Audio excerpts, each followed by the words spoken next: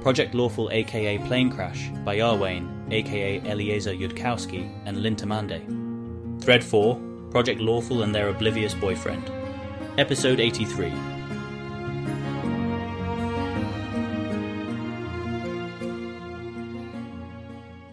I feel like I've done noticeably worse on this lecture than some others. Hopefully that reflects my having so little sense of which examples to use for Golarion, and not that my performance is going to continue degrading further as I try to talk about anything more complicated. Maybe next time I'll start with abstract mathematical properties, and then try to derive real-world lessons from those, rather than the other way around, to see if that works any better for us. It did seem worth trying to do it the way I learned it first, but, on the other hand, you are not actually 7-year-olds, and that may importantly expand the option space if something isn't working. It's at this point, having reached an obvious breakpoint in his lecture, that Keltham checks his pocket watch and realizes he's been talking way too long, relative to other processes, such as, for example, lunch.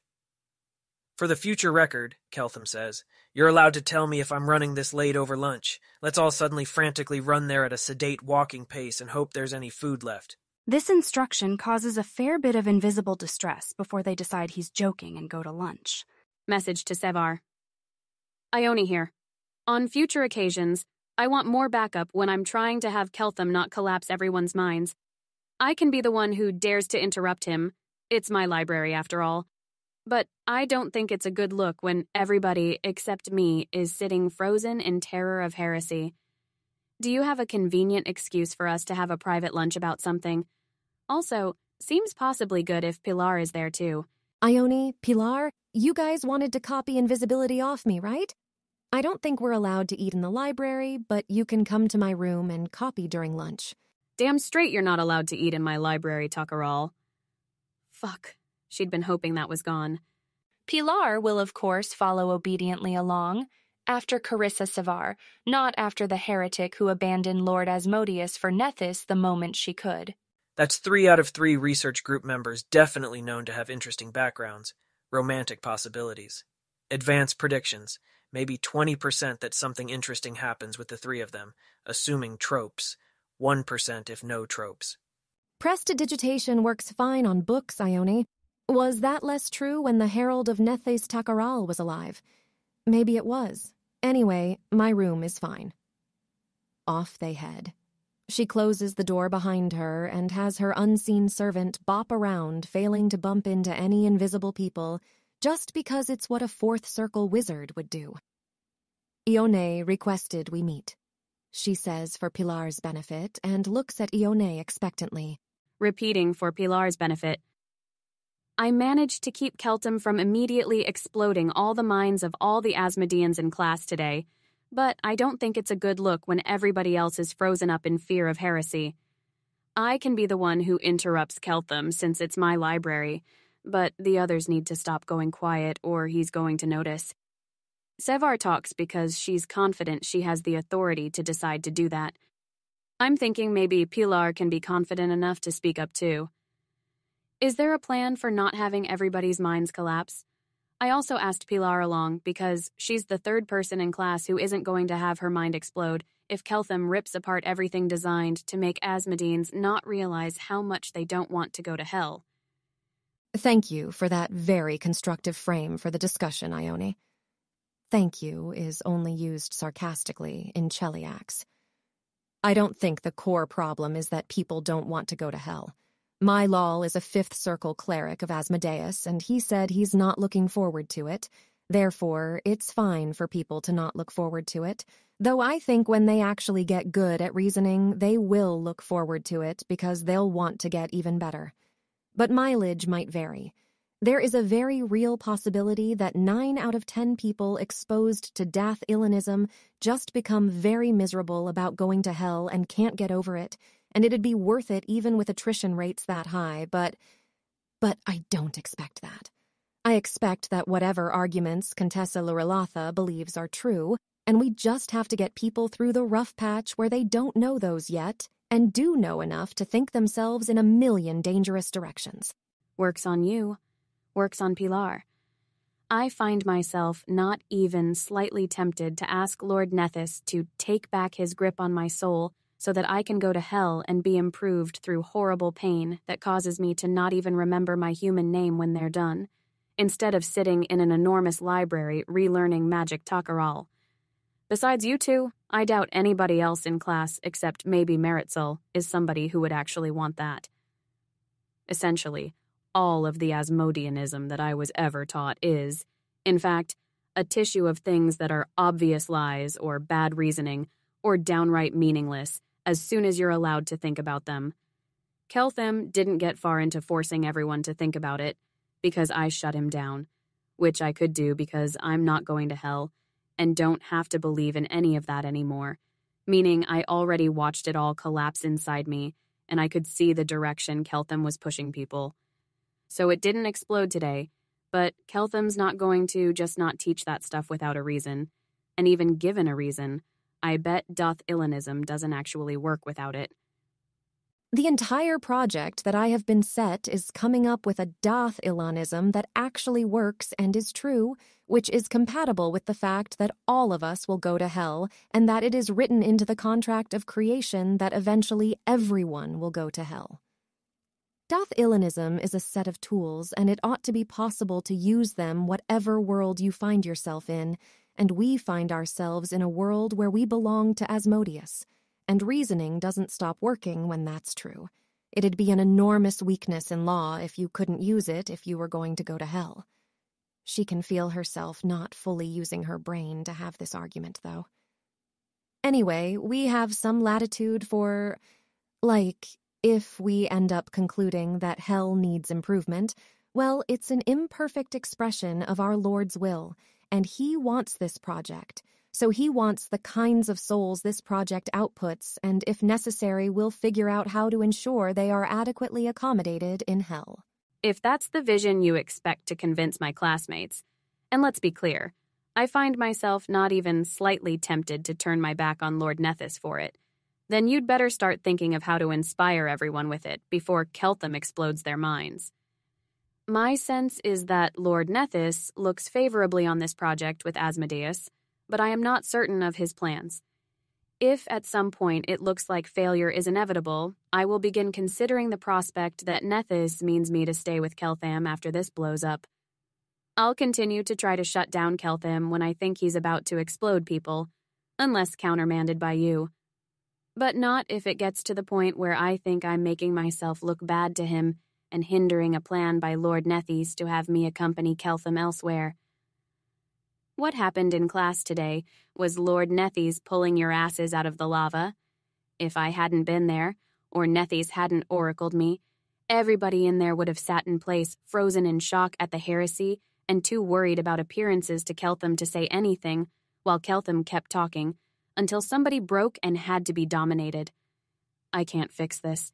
I can only slow it down and give you time. I've said my piece, and if you'd nothing more of me, I can go. I can copy invisibility off of security. Sigh. I might run some versions by you once it's more developed. Go. She's gone, quietly impressed that Sivar manages to take criticism that well. Is she nervous? Only slightly.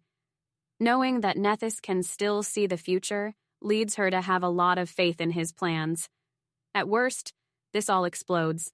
The Asmodeans kill her, or her library curse kills her. And then Nefredi Klapati brings her back and sends her over to wherever Keltham went. I obviously stand ready to torture or kill her if that'd be helpful. Pilar says it more because she thinks she ought to than because she means it. Something in Ione's words shook the same part of her that had the thought, in Elysium, about it being better if only people who wanted to go to hell went to hell. I wish, says Carissa. She's feeling shaken, too. Why do you want to go to hell? Does that make her sound like she's only pretending herself? In case Meritzel is the only one persuadable of my reasoning.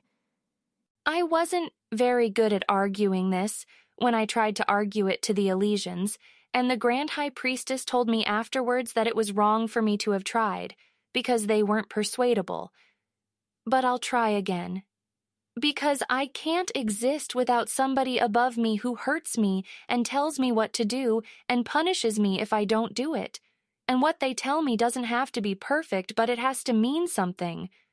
I mean, not just anything, but it's the lawful part of lawful evil, what the punishments and the right behaviors are about. It can't be somebody neutral evil or chaotic evil who's just using me as a slave on a farm and not forcing me onto a right path. It can't be someone who hurts me because they think I enjoy it and they respect my personal individual desires. Like chaotic good, that's meaningless. That's not about the thing that Lord Asmodeus is about. I don't know how to say it. The Elysians kept arguing to me that Asmodeus didn't deserve my loyalty because he didn't care about me, except as a useful thing, or at best a pretty thing to own, and, I mean, fine. It's just very obvious to me that there's no other god I've ever heard of besides Lord Asmodeus who matches the shape of my own soul. It's not an exchange, it's not a friendship. He's just the god of Pilars. Though Pilar does sometimes wish that Asmodeus were a little different, in some ways, from exactly what he is. Well, don't take this as an order right this second, but I want you to have 10 kids because it'd be very convenient if that were heritable. It doesn't seem convincible, unfortunately. Thank you, Pilar. You should go to the temple and take a punishment for listening to heresy. She's going to hope no one assigns her one because the state of her soul is hell's concern and the church's is for the state of her project. It's not the right order, and that's fine. Her superiors don't have to be perfect. They just have to be the shape of the thing that has to be above Pilar. Acknowledged, she says, and goes. I don't see how you can use probability to solve murders, Maritzel is saying to Keltham at lunch, because you'd often end up really unsure and it'd be embarrassing to act while that unsure. Are people really all right with, we have decided there is a 70% chance this is the murderer, so we're going to execute him now and be done with it? A watching security continues to think that this is hilarious, and that Maritzel does not seem to have any understanding of how to proactively seduce a high-value target. Rather than, say, being the pretty girl at the top of her class, who just needs to repeatedly be nearby at a man until he naturally comes to desire her, and make the first move in the game she knows how to play. That's exactly what makes it important to have a legible legal procedure which says we think this person has a 92% chance of being guilty, which is over the 85% threshold that all the cities use for non-soul death murder. So he goes to the last resort, which is the place that has to accept you when nowhere else would accept you anymore. What's the alternative? Pretend to be certain? Pretend that a court in Golarion that claims to be totally certain of its findings won't actually be wrong at least one time in 7, if not more. When your courts output probability judgments, you can check against the cases where the criminal files a confidential report with the Confidential Criminal Court Calibration Commission saying what actually happened, or the cases where decisive evidence turns up later. You can check if courts that say 92% are actually right, 92 times out of 100. What do you do when a court just claims to be right? How could you tell how well they're doing? Is it the fault of the number, 70%, that you're ending up unsure? If that's what the state of the evidence is, then that's the state of the evidence. The problem isn't the number, it's that you couldn't find evidence good enough. Not reasoning in numbers isn't going to help you not be unsure. I mean, I think I'd say if you're that unsure you keep trying to learn more, it'd be a rare murder where you couldn't be more sure if you spent more time looking. And I think courts in Golarion are far more sure than that, almost all the time, because they get confessions under truth spells. Yeah, I guess the charms of probability-theoretic reasoning in criminal justice might well be lost on you if you've got truth spells. Unless there's such a thing as people who can defeat truth spells not detectably, in which case nobody has any idea how to figure out what's true without truth spells, and they can go under the truth spell and say that the chief executive of civilization ate their pet goldfish and get the chief executive fired. I mean, to be clear, I'm not saying that's what would happen here. I'm just saying that's how it would go wrong in a Dathilani fantasy novel. Happy, peaceful civilization with universal absolute honesty, based on truth spells. One person figures out how to defeat them.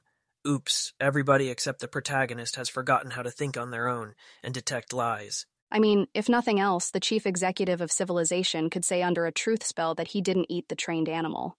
And then everyone would know they had a truth spells problem. Fair. They'd have to be slightly more subtle than that. Slightly. Have you heard about this weird guy who all these important people just attack? Like yesterday he had to kill the chief executive of civilization in self-defense? What is up with that? Giggle. I think as long as less than 1 in 100 people can beat a truth spell, then you get 99%, which seems like a more reasonable rate. But if anyone claims that something really improbable happened, you might still figure they found a way. Are you allowed to kill the chief executive of civilization in self-defense? We don't have truth spells, so that would be an ass of a case to try to convince civilization's courts of... our chief executive is selected by a process which makes it very unlikely that they'd ever try to murder anyone. But if we actually had perfectly reliable truth spells, then sure, obviously. If they're not perfectly reliable, then a 1 in 100 failure rate doesn't mean you get 99% good results. The 1% of people who can defeat truth spells become criminals and bring the whole system down. You're not dealing with crimes by random people. You're selectively more likely to run into crimes committed by people who know they can defeat truth spells. Are there people like that in Golarion? Are there people who can defeat truth spells? Not that I know of, but one doesn't imagine they'd advertise it. I'd be kind of surprised if Nefredi Klapati couldn't. Anyway, powerful wizards mostly don't have to listen to courts anyway. Places outside Cheliax. So I'm not sure they'd bother beating truth spells rather than saying, yeah, I murdered that person. What are you going to do about it? Can we actually go back to the part about the Confidential Criminal Court Calibration Commission? Says Peranza, who's nearby listening in fascination. Nobody has actually briefed her that Maritzul is running seduction on Keltham and should maybe be left undisturbed.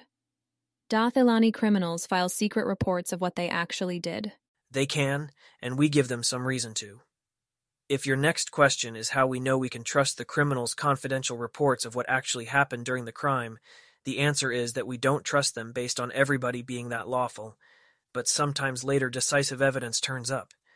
That gives us a picture of how often the criminals tell the truth in their confidential reports. I don't remember the exact figure, but it's high. Civilization is careful not to give the criminal any incentive to lie, and if decisive evidence turns up later, a reporting criminal gets paid. Not as much as the crime will cost them, but some, and that's only if they told the truth. I hope I don't have to explain that the criminals trust governance confidentiality, because yes, governance actually is that lawful. They have incentives to be. Or at least incentives to never ever get caught not being such. Maritzul does not say. What happens if you confidentiality submit a report of a crime that hasn't had its effects yet, like you released a deadly plague but it hasn't yet been discovered? They keep it a secret. If they wouldn't, the confidential report wouldn't have been submitted, and we wouldn't actually be any better off. Releasing deadly plagues kinda is a thing you don't talk about in civilization, in much the same way that Golarionites might not consider it a fun party conversation to discuss how you'd theoretically murder someone's spouse. It's not that Dathilani do that often, it's that the losses are so potentially huge if anyone does. I think the equivalent here would be a rule that Rovagug release jokes are not funny. The girls nod fervently. Keltham is pondering whether Maritzul is attempting to flirt with him using some gender trope that he is just absolutely failing to recognize at all. And if he should possibly attempt to flirt back at very high initial levels of plausible deniability. Asmodia finishes her plate, puts it away, and approaches the possible protagonist of a frantically God-constructed romance novel. Keltham, says the love interest, entirely uninterested in love, so far as she knows. Is this a good time for us to go off and have a private conversation about why you thought I'd have superpowers? Also, nobody has briefed Asmodia that Maritzul was running seduction on Keltham and should be left undisturbed. Maritzul hasn't told anyone she is running seduction on Keltham because then they might judge her for failing, which would be the worst thing in history. She'll tell them once she's succeeded, which she will eventually. Surely. She glares cheerfully at Asmodia. Sorry, Maritzul, Keltham says, thereby acknowledging that he was talking to her in particular throughout lunch, which hopefully counts as any counter-flirting at all, deniably. Maybe later? Asmodia's question probably has any priority on it. It's not like Maritzul isn't hot. The fortress is not, by and large, as pretty as an archduke's villa. Not even close. It does have the advantage that it's being explicitly renovated. on a somewhat larger Otolmans-funded budget than before. Parts have been hastily redesigned for something like the real uses to which this fortress will be put. If you leave the library-adjacent dining area and go up a narrow spiral of stairs, there's a hastily constructed but already slightly pretty private dining area with a lockable door and quieting spell, 3 comfortable chairs around a small decorative table, an enchanted window that looks out on the ocean but doesn't let out any light the other way, and a secret door that leads to a soundproofed cuddle room. It is the Keltham Seduction Room. Somebody literally put that name on the first edition of the fortress layout map that went up in Malal's official office, the one Keltham knows about, along with the secret cuddle room explicitly marked. And the mistake was barely caught before Keltham got a look at this official map. The girls had in fact not been explicitly authorized to know about this architectural feature, until approved for the use of some particular seduction operation. Unfortunately, the first person to spot the map error as such was Paxty. Now they all know, and furthermore don't know this was supposed to be a secret. Keltham is openly appreciative as he enters the private dining area. "Oh, lovely," he says, looking out through the ocean view. "I should have looked earlier to see what was up here." It occurs to Asmodia that Keltham's first time seeing this room is probably wasted on the two of them in particular. Oh well, not like she gives any shits. I heard about it from Peranza, who, if I had to guess, heard about it from Paxty, Asmodia says. I expect it's meant more for you and Sevar, or you and whoever, but it seems like it'd also work for private conversations. Modulo. The obvious part with security listening to the conversation, and to her thoughts, which cannot be read. She's got to try to think fewer unreadable thoughts. Does she actually feel attracted to Keltham, in accordance with the tropes Sevar was talking about for Dathilani romance novels? Not that Asmodia can tell, at all. Sounds like you're being careful to emphasize this isn't a Keltham and Carissa situation? Actually, no, not at this point. It actually is a private conversation. When I came back from Hell, I was told there was a crown order to determine if I had any superpowers. Later you asked me about that. I asked why people were asking me that. I realized I hadn't actually been briefed on the classification status of the crown order and shouldn't have said that in public. Queried that to security. Eventually got an answer. And now I've found that at least you're allowed to know the crown order exists. Which would make sense if you started the whole thing. But anyways, I'm now allowed to talk about that with you. Or rather, I always was allowed to talk about it, but now I know that. Is this where, now that we're in private, you say that you did in fact get superpowers, and you want to know how I knew? No, it's where I ask if I was supposed to get superpowers. Should I be going back to Hell and asking somebody for them, for example? Sorry about that. I didn't mean to create false hope. This particular hope isn't likely to go away until I know more about why you would have thought I'd get superpowers. Ideally with math attached, math would be great. Sometimes people here talk not entirely unlike civilized folk. So remember when I asked everybody to rate how much of a surprising hidden backstory they probably have? Yes. I put down that I wasn't special. At all. Oof. I was checking a hypothesis about how I got here, where I landed, which predicted a result that I, in fact, got, about how many girls in the class would rate themselves as pretty surprising, and how that would square with how surprising most girls thought the average should be. Ione and Pilar, if they were honest. Well, you asked people to be honest or not respond at all, so I should say, if they responded at all. And if Pilar already knew at that point, I forget what the timeline was on her. Was there anybody else? Can't answer that. I didn't warn people I might tell others the total results. The point is, the results I got matched a pattern. That pattern also matches Pilar going to Elysium and Ione delivering prophecies. If you'd happened to die and then come back with superpowers, that would have matched too. This would make more sense if I'd gotten as far into my probability lecture as I was hoping for. It's important, doing these things, to try to say what will happen in advance. I was trying to do that with you, to guess that you would end up in the same category as Ione and Pilar. Asmodia knows more than she's supposed to, or thinks she's supposed to know. She should have asked Sevar about that. She needs to work the conversation around to where she's definitely supposed to know. Does this category also include, by any chance, Sivar? Yes, though not, so far as I know, and have been assured by the Grand High Priestess, in the sense of any god having touched Carissa. I'll be blunt. Do the girls in the category need to be attracted to you? I'm not. Or at least, I haven't ended up attracted to you yet. Keltham doesn't suppress the smile that comes from verifying that girls are allowed to say that to him, thereby rendering meaningful other possible signals on that channel. I mean, they need to be able to be attracted to me, on the pattern I think I'm seeing. So, if you're pretty confident you'll never be attracted to me, now that you've met me, then yeah, that would exclude you from the category. Unless you're the asexual. Asexual, Asmodia repeats. Maybe a Taldane translation would be asexual, somebody who doesn't experience sexual attraction. If Keltham were a Chelish person or able to read Chelish people, Asmodia might possibly have failed a bluff check. He isn't, and he can't, so she hasn't. Can you possibly back up and explain what this category is? Asmodia says. What this whole pattern is. I was thinking something that just got contradicted, like, the category is interesting girls who you can also have romances with.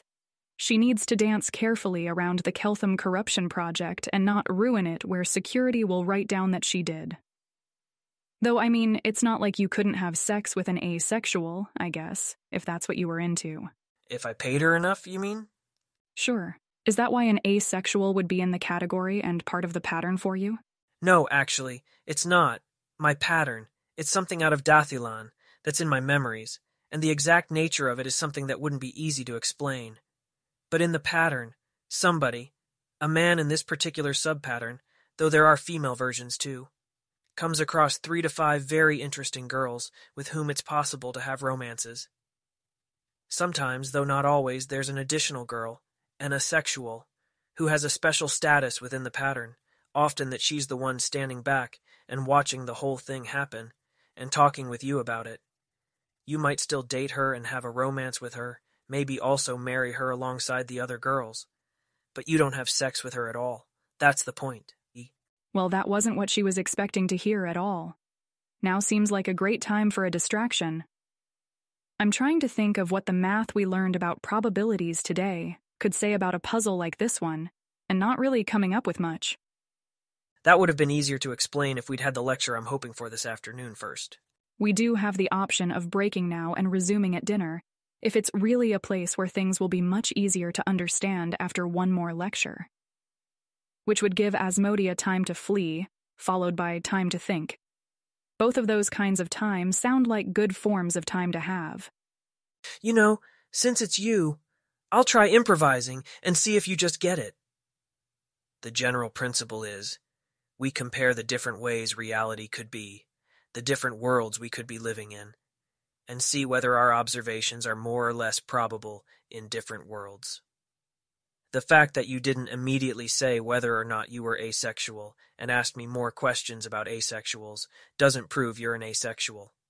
But you're more likely to do that if you're currently going, wait, what inside yourself about how I mysteriously just nailed your sexuality.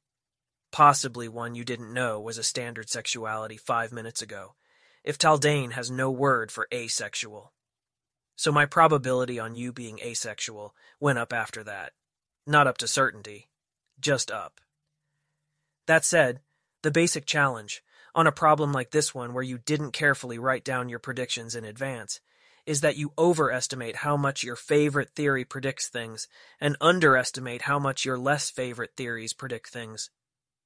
I didn't expect, on being invited up here, that you were going to tell me you weren't currently attracted to me. It's not something the pattern told me to expect in advance. Afterwards, I thought of a different part of the pattern that could fit it. But the pattern is a very large one and has a lot of potential variations, and you can probably twist it around to fit anything. The question is, how far did you have to twist it, and how much does that lower the probability it assigns? At least in Dath Ilan, I don't know about Golarion, asexuals are not really that uncommon, and more common among women than men. The chance of there being an asexual in a group this size is already probably something like 50%, and if anything, I'd guess that fewer than 50% of the instances of the pattern I was talking about have an asexual in them. You could think about whether Asmodia is a special case of a random research group member because she went to hell and came back with no superpowers and now has a reason to talk with me, and whether it would be on theme for the pattern if the asexual was the one interesting girl who didn't have a weird background but was just very respectable by being better at law than anyone. But the more you twist things around like that, and specify more additional facts to make things fit, the more the probability goes down and down. It's like asking if a rival merchant ship will come in with a cargo of shoes from Absalom, instead of asking whether a competing supply of shoes appears in the city for any reason at all. Asmodia nods along. She is tracking this. It unfortunately requires that she not process any of her other questions about what usually happens to asexuals in Dathilani romance novels. Whether Keltham is suddenly offering her a much better deal on a marriage than she's likely to get anywhere else in Cheliax, or any suppressed panic she has about what Sevar will do to her if she accidentally offers Keltham any confirmation of Trope's theory by being asexual. And how much she may have already given herself away, and whether she should try to lie to Keltham about it. By the way, security. If you're listening, Sevar needs to be brought into this loop and caught up. A lie to Keltham may be required very soon. Please acknowledge. Light forehead tap of acknowledgement. It's really not the least bit impossible, in a world that isn't being influenced by this pattern at all, that I come up with a weird theory about you getting superpowers after coming back from death, which is just completely wrong. This, in a totally natural and ordinary way, causes you to ask me some questions about that, and it comes up in the conversation that you're not attracted to me, which girls are allowed to be even if they're not asexual. Though, if it is because you're asexual and not just unattracted to me personally. It does seem a little improbable that they'd put an asexual in a group that was, I assume, put together the way this one must have been. Or did they not know that about you? She needs to lie. There's no time for Sevar to be brought up to speed if she's not in loop already. She'll use the lie that Sevar already authorized. It doesn't completely not fit. What I'm trying to figure out right now is actually more like, if hypothetically I say something like, I've ever felt attraction to a boy one time, or a girl one time, even if nothing happened there because they didn't want me. So I could maybe possibly feel that for you. That means I don't get any superpowers. So I'd be thinking, maybe it wasn't real attraction, and I don't even know what that would actually feel like. Because if it wasn't real attraction, I can maybe still be the asexual and get whatever nice things asexuals get when they're part of a pattern like the one you describe. Does Dathilan have any way to tell for certain whether somebody is asexual? No, it doesn't. I'm sorry. People have looked hard for a test like that and not found it. Civilization does try very hard not to send asexuals a message that they need to be anything other than they are. But a lot of asexuals themselves still feel like they got a raw deal from biology. And if that's the way you feel, well, there are all these cases where somebody thought they were asexual for years, and then it turns out that they started being able to feel attraction to this one person they eventually met or got to know well enough. It's not even all that rare. Which means that for the rest of the asexuals, if they don't want to be what they are, they can never be sure. It's one of the more genuinely awful fates in Dathilan that a pretty significant chunk of the population gets handed that civilization hasn't been able to fix. There's been a massive search for drugs that will induce sexual desire in asexuals, not because it's wrong to be asexual, but because there's so many of them who do say for themselves that's not what they want to be, and are offering huge drug bounties on it. As of when I left civilization, all the drugs they'd ever found weren't very good and had large side effects. On the plus side, from my perspective, because I don't actually want to be in a pattern like that, an asexual who isn't sure she's asexual, who doesn't want to be asexual, who might eventually end up attracted to the protagonist and not have to be asexual anymore, is some degree of evidence against that pattern holding here. Actually, fairly strong evidence against it holding, at least in this particular case. Because, that is a problematic message they'd never put in there. Flaming shit would that end up in the ill-advised consumer goods store. Does that hold here? I notice you were careful to say hypothetically and so on. The desirable lie to Keltham seems obvious, given her goals and Sevar's goals. But Asmodia will look down uncertainly and give security a moment to tell her something, just in case Sevar has already been caught up on the transcript. Yeah, Asmodia says quietly after that pause. Does that mean you're not interested in doing the thing you'd do inside the pattern, with somebody who knew she was asexual and was happy about that? Carissa is in the middle of catching up. Okay, but Asmodia does have superpowers. She's pretty sure. And is actually asexual. She's pretty sure. Is Trope's theory actually true? That's not how Keltham would think about it, just balances of evidence either way. But the balances of evidence weigh in favor of Trope's theory more than they've let Keltham realize. Is she actually a secret cleric? The Grand High Priestess's reassurance was carefully worded. No, that's stupid. Does Asmodia have superpowers and how? Ask her, she says to security, to ask Keltham what superpowers she would have gotten if asexual. Because she is. So maybe she got them. We can always make our own Eero-LARP with our own rules for it, if that's what we both want. I mean, the reason why that's part of the pattern in the first place is that it's something a lot of people would want for ordinary reasons. That there's somebody in the pattern who they can talk to without worrying about whether that's leading to sex. The most common outcome in civilization is for asexuals to marry each other, to the point where it's an issue with respect to assortative mating prevention. But there's more female than male asexuals.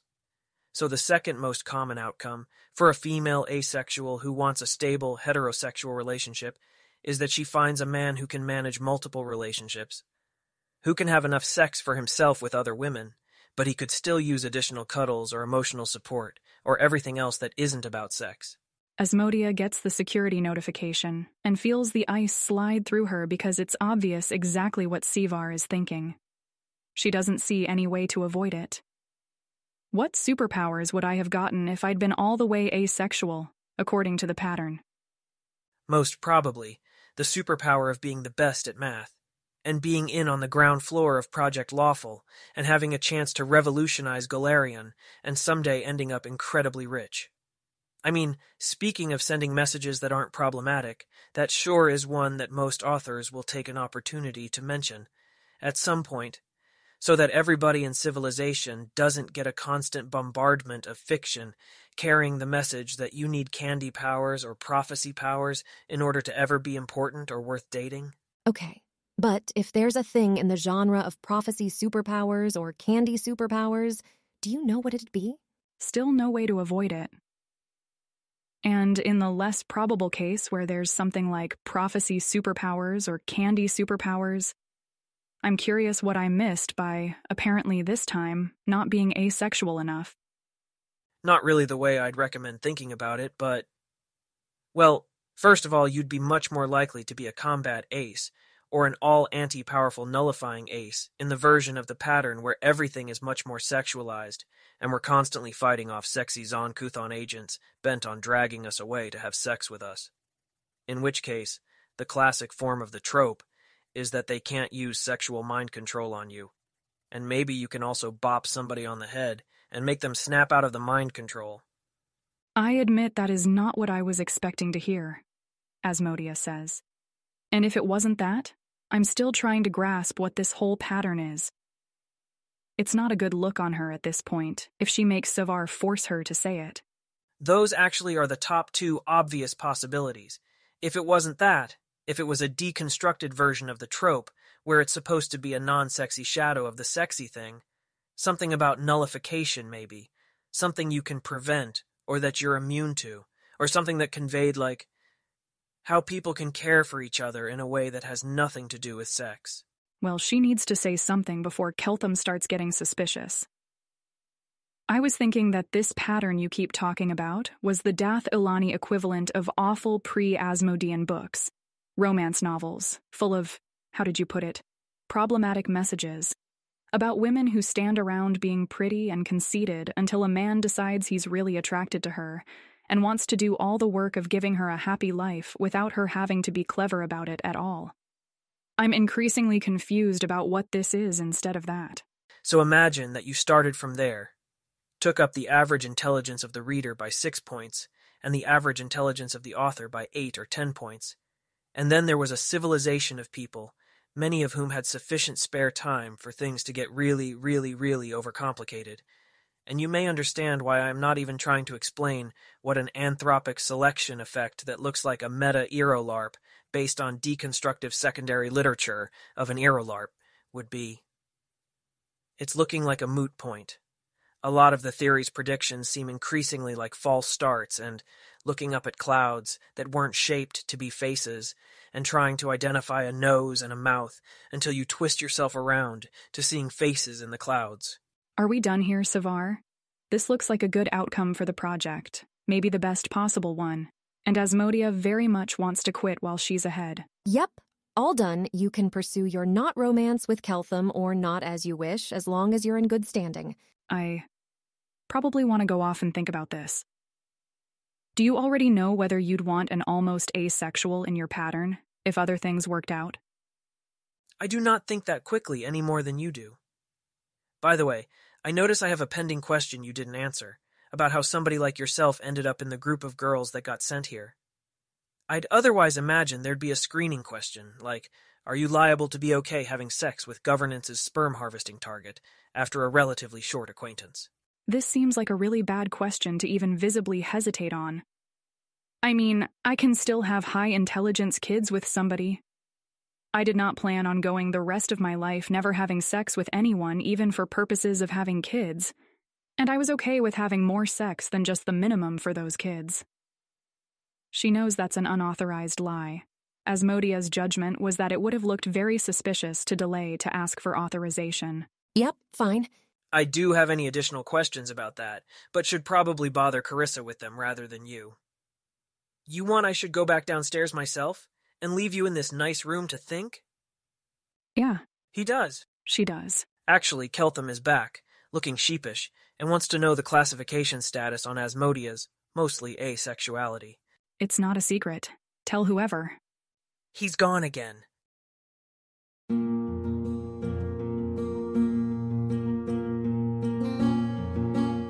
If you wish to support this AI reading and others like it, please visit patreon.com/AskWhoCastsAI.